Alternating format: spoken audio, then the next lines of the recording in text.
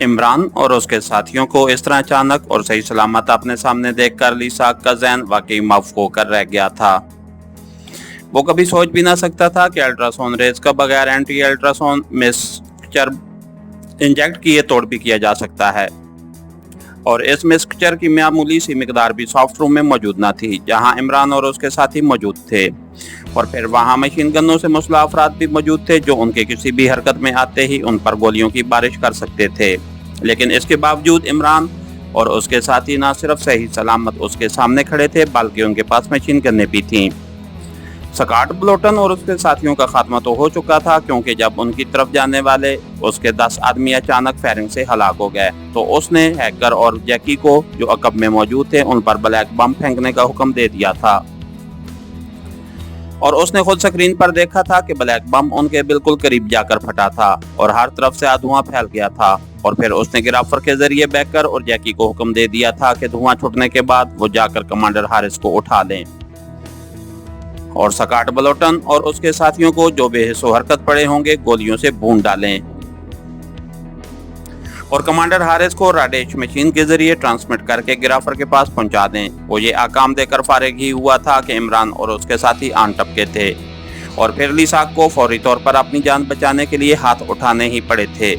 उसे मालूम था कि जैसे ही राडेश मशीन ऑन होगी, नीचे मेन कंट्रोल रूम में बैठा हुआ गिराफर उस कमरे की पोजीशन भी चेक करेगा। और वो ही हुआ। जब गिराफर ने बैकर को राडेश मशीन पर कॉल किया तो मशीन की स्क्रीन ने उसे इस कमरे की पोजीशन भी जाहिर कर दी। और फिर तवक्को के मुताबिक गिराफर ने एटॉमिक रेज का फायर खोल दिया। क्योंकि लीसाक बिल्कुल मशीन के सामने था, इसलिए गिराफर ने अक्लमंदी का मुजाहरा करते हुए पहले एटॉमिक रेज का फायर साइड पर रखकर खोला ताकि लीसाक उन रेज से बचने की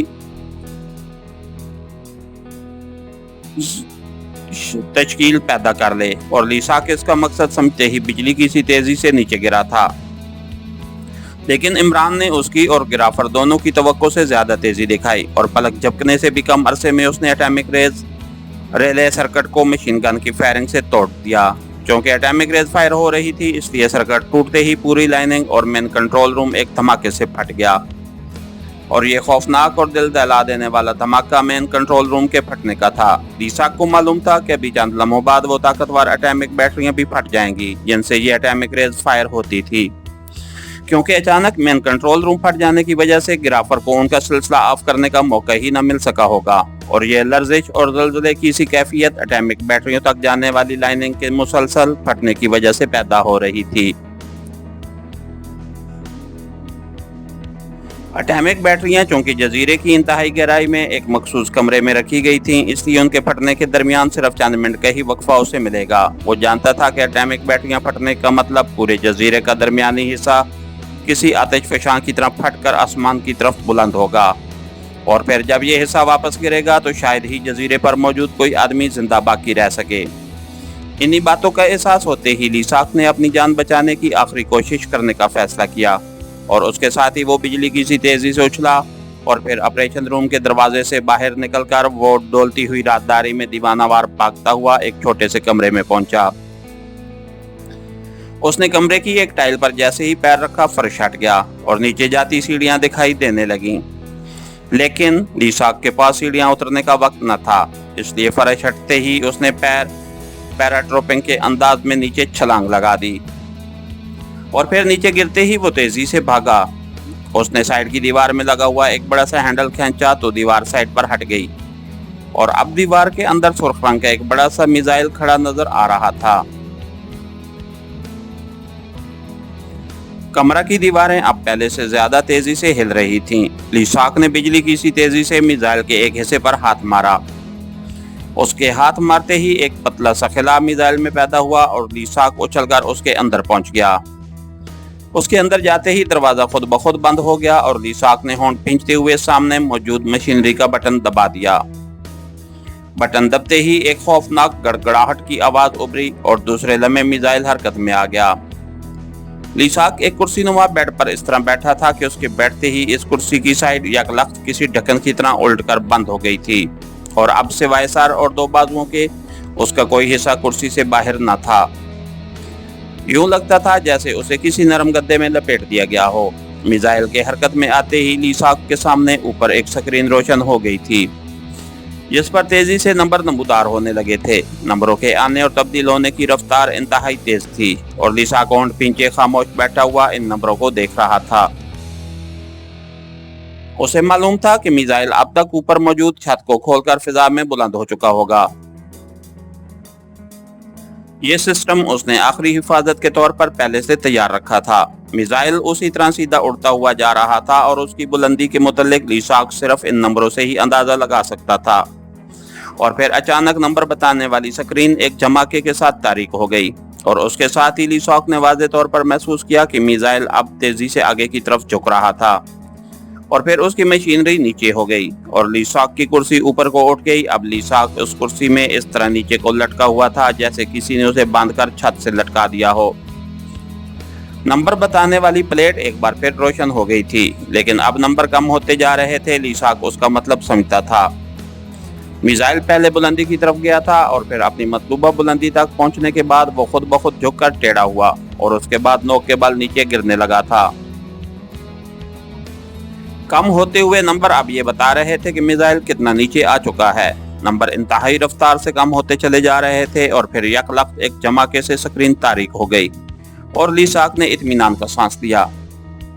इसका मतलब था कि वो सतह समुद्र पर पहुंचकर अब समुद्र के अंदर जा रहा है। मिसाइल फिट कराते वक्त उसने इस बात का खास तौर पर ख्याल रखा था कि अगर कभी इमरजेंसी की सूरत में उसमें फरार होना पड़े तो इस मिसाइल को कहाँ गिरना चाहिए, और जिस जगह को उसके गिरने के लिए मुंतखब किया गया था वो जजीरे से तकरीबन 1 मील दूर थी।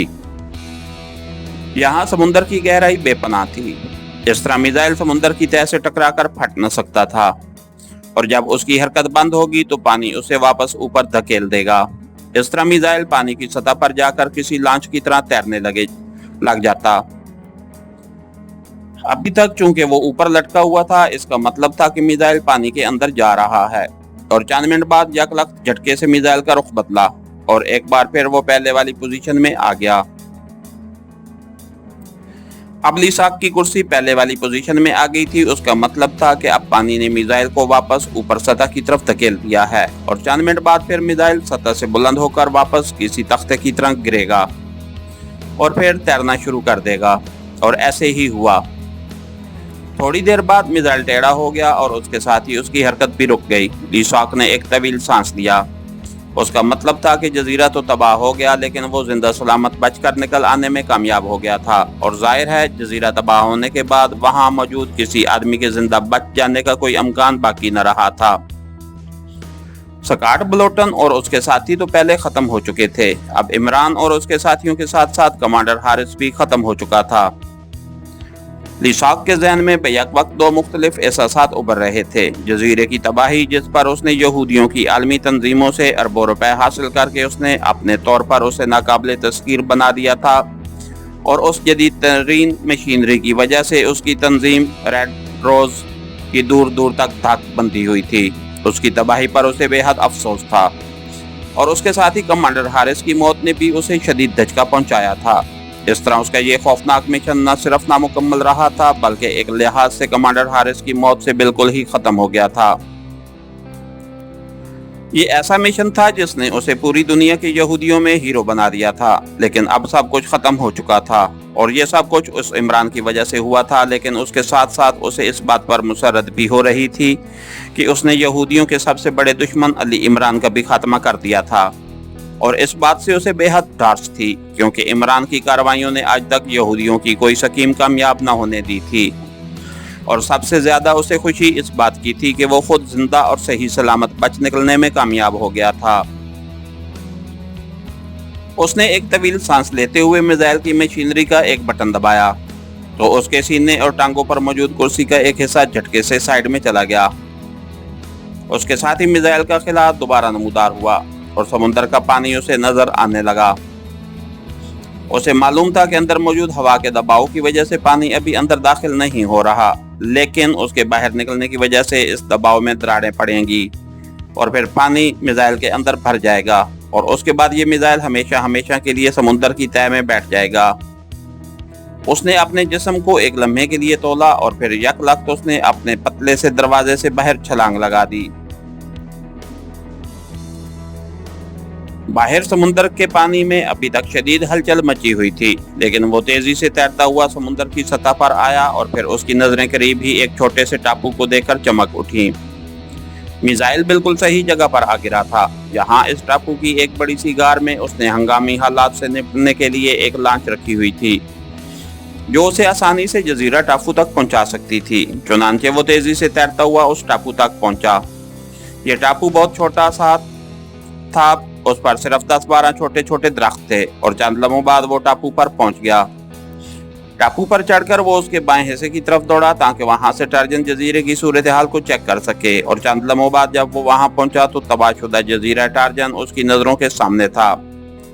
आग और धुएं का बादल अभी तक जजीरे पर छाया हुआ था और जजीरे के गिर्द समुंदर पत्थरों, इंसानी लाशों और टूटे हुए दरख्तों के तनों से अटा हुआ था।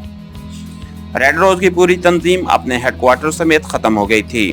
बस ली साक जिंदा बचा था, अकेला ली साक, जो चंद लम्हे पहले दुनिया की ताकतवर यहूदी तंजीम का चीफ था। और ली साक एक तवील सांस लेता हुआ वहीं इस तरह बैठ गया जैसे जुवारी अपनी जिंदगी की आखिरी बाजी हार कर इंतहाई मायूसी के आलम में बैठता है।